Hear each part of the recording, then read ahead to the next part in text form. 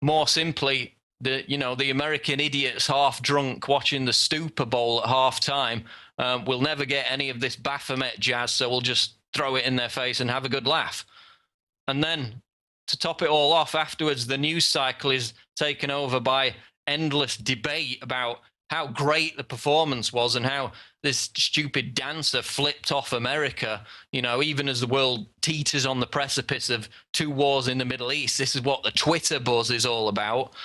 TiVo's talking about how many people played it back to watch it again, throwing it in our faces that they know everything about your viewing habits, not just what you watch when you watch it, but also each individual part that you watch again. Associated Press reports, quote, TiVo has 2 million customers in the US. Spokesman Tara Matra said the company would check to see if more people play back the moment. So they've got TiVo looking into that. Madonna prancing around dressed up as Satan, all-seeing eyes, pyramids, worshipping the dark priest as the Christians all bow down to Satan. He's going to bring us world peace. So all in all, truly, truly bizarre and perfectly illustrative of how the modern-day Babylon system is the corporate entertainment system itself, and another outstanding reason why you should avoid it at all costs. Moving on to our next story on INFOWARS Nightly News. Mexican vote may determine future of drug war. This is out of the Washington Times. The frontrunner in Mexico's presidential race represents a party known for allowing drug trafficking cartels semi-autonomous control of certain regions during its rule in the previous century. The prospect of a victory by Enrique Pena Nieto of the Institutional Revolutionary Party in the July 1st presidential election has troubled U.S. policymakers about drug control efforts in Mexico. Over the past 5 years, the U.S. has backed the bare-knuckles war on drug cartels by President Felipe Calderon, who is barred by the Constitution from serving a second 6-year term. That's right, they've backed the bare-knuckles drug war by arming the very drug cartels, as we documented, as Cele Castillo has documented now in prison, like Los Zetas under the Fast and Furious program to bring drugs into America on ex-torture planes that routinely crash and dump out tons of cocaine.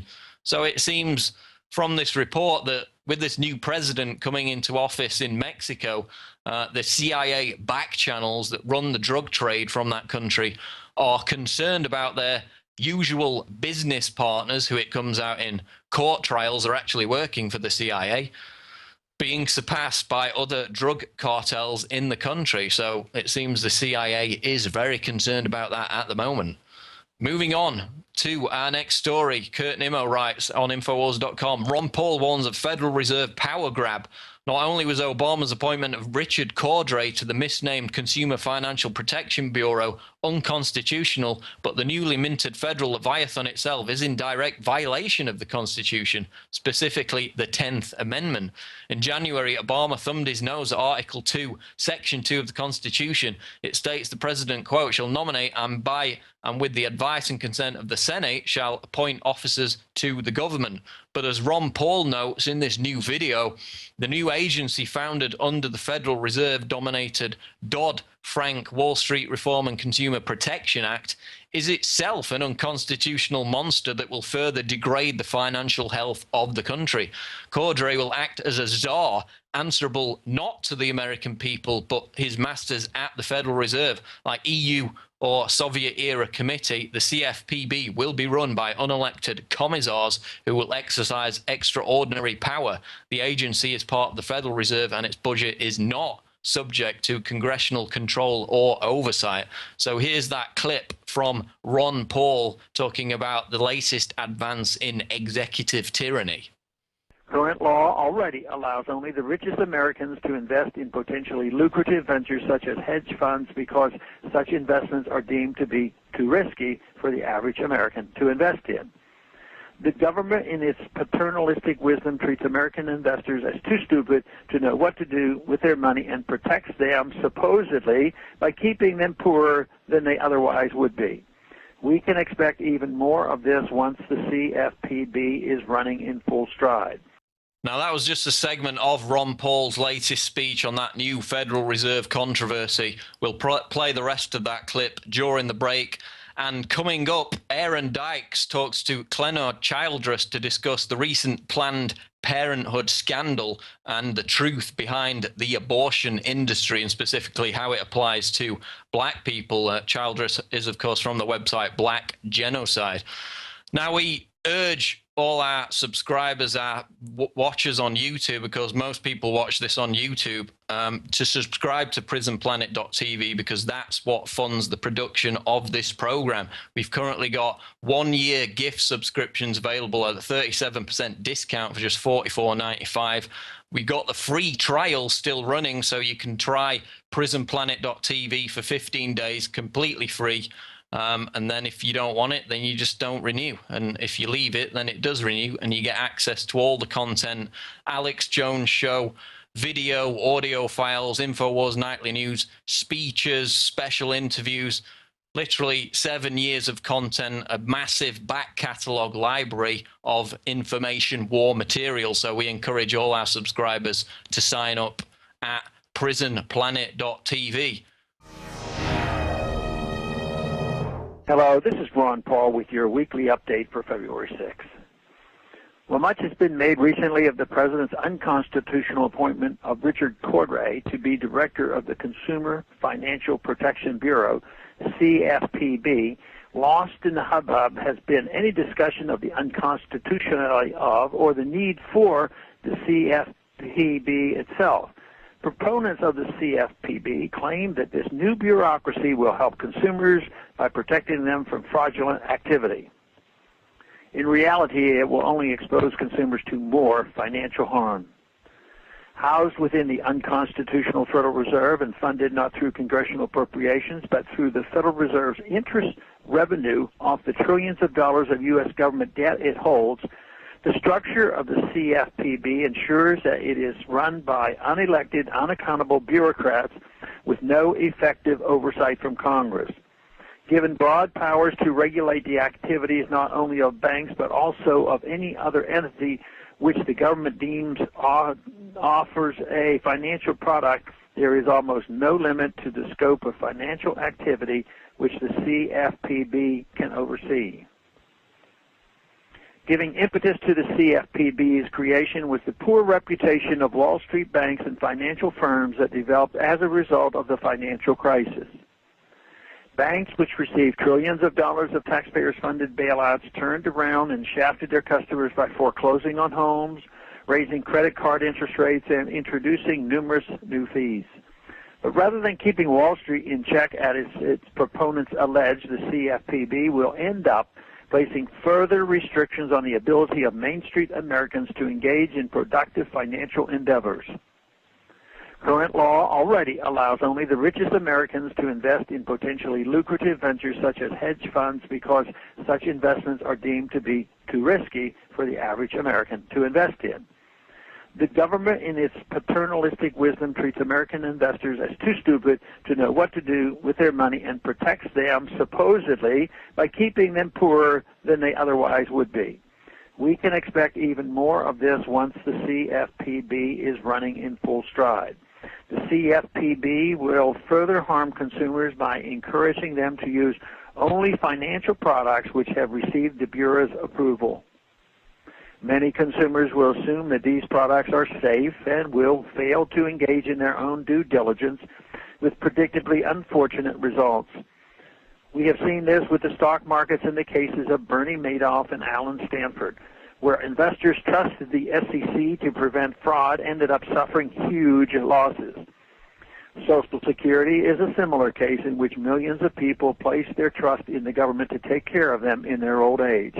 The inability of Social Security to pay its future obligations is well understood but ignored, and millions of Americans will likely once again learn the hard way that the government cannot be taken at its word.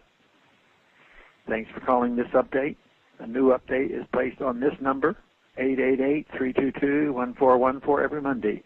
The written text can be found on my website, www.house.gov/Paul, under the heading Texas Straight Talk. Thanks for calling.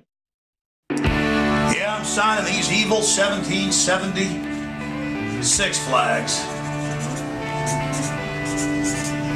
Doesn't get any more out of control than that, ladies and gentlemen. It's pretty un-American what we're doing here at INFOWARS.com. I mean, not only are we promoting liberty, but we're selling 1776 flags. Now that is Al-Qaeda.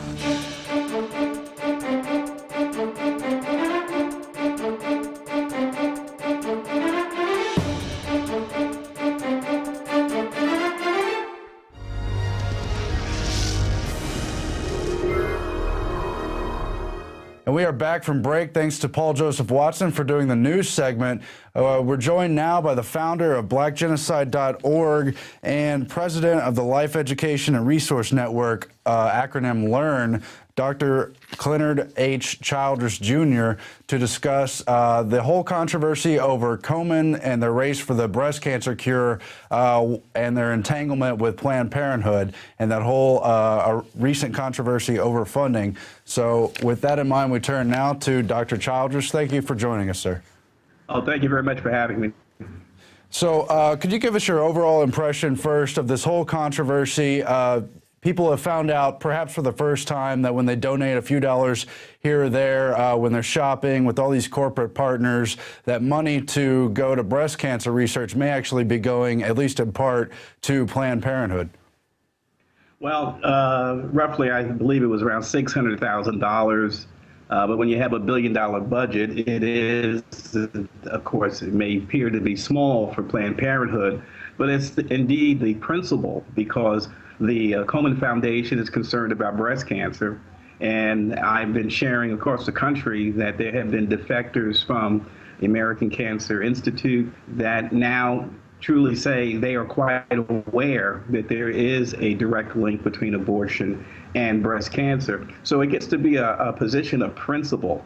If you're concerned about breast cancer in women, there's no way in the world any money should be going to Planned Parenthood that accounts for 25% of all the abortions in this country. So they're in the abortion business, and it is a part of their ideology.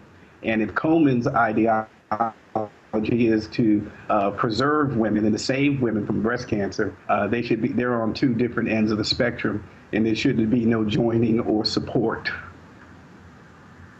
And it's a whole, you know, I disagree in general, actually, with this whole putting all your energy into one basket, that one kind of corporate-driven sponsorship is going to cure any one thing. But it's all the worse when some of their corporate partners are so controversial, whatever your position might be out there in the audience on the pro-life, pro-choice issues. Why get those two beds entangled? I mean, why not keep it a separate issue? I mean, Planned Parenthood, even if you're going to have abortion services, ought to be closed just for its racist and eugenics past. I know that's something you've covered. And so it's just amazing that this controversy comes to the fore with Planned Parenthood under investigation. Your thoughts, Doctor? I think unquestionably these things are good. It's going to create a dialogue. It's going to enlighten some people. But Planned Parenthood is a diabolical organization.